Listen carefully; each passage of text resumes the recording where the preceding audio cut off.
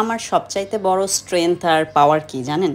আমার ফ্যামিলি। ছোট থেকেই আমি আমার ফ্যামিলির প্রচুর সাপোর্ট পেয়েছি, আর বিয়ে হওয়ার পর আমার হাজবেন্ড আমাকে সাপোর্ট দিচ্ছে। অনেকেই আমাকে জিজ্ঞেস করে, আপু বিয়ে হয়ে যাওয়ার পরেও কিভাবে তুমি এগুলা করতে পারো? তাদের জন্য উত্তর এখানেই, আমি যেগুলো রেডি করতে পারি না সেগুলো আমার হাজবেন্ড রেডি করে দেয়। গতকালকে বেইলির পোস্ট দেবার পরে অনেকেই কিভাবে ট্রিটমেন্ট করতে হবে সেই সাজেশন দিয়েছেন, তাদেরকে জানাই অসংখ্য ধন্যবাদ। এবং সেই সাথে আমি চেয়েছিলাম একজন স্পট ট্রিটমেন্ট করে দিয়ে যাবে অথবা ভলেন্টিয়ার যে হসপিটালে নিতে সাহায্য করবে, সেরকম কাউকে আমি আসলে পাইনি। বিকালবেলা যখন সিদ্ধান্ত নিলাম একাই যাব, তখন নিচে গিয়ে দেখি বেলি কোথাও নেই। খুব টেনশন হচ্ছিল, কোনো চিপায় গিয়ে আটকা পড়লো না কি হলো, এই টেনশনে আমি খুবই কাঁপুচ্ছিলাম। ওইদিকে আমার গায়েও জ্বর। এগুলো শুনে আমার হাজবেন্ড অফিস থেকে আসলো এবং সমস্ত ওষুধপত্র বেলির জন্য যা যা লাগে সে আমার হাজবেন্ডে নিয়ে এসেছিল। সন্ধ্যাবেলা শুনি বেলি নাকি পাশের গলিতে বাচ্চাদের সঙ্গে খেলছিল। রাত 8টায় বেলি ফেরত আসে। এরপরে দুজনে মিলে সব চিকিৎসার জিনিসপত্র নিয়ে নিচে নামলাম। নিচে নামার সঙ্গে সঙ্গে আমাকে দেখে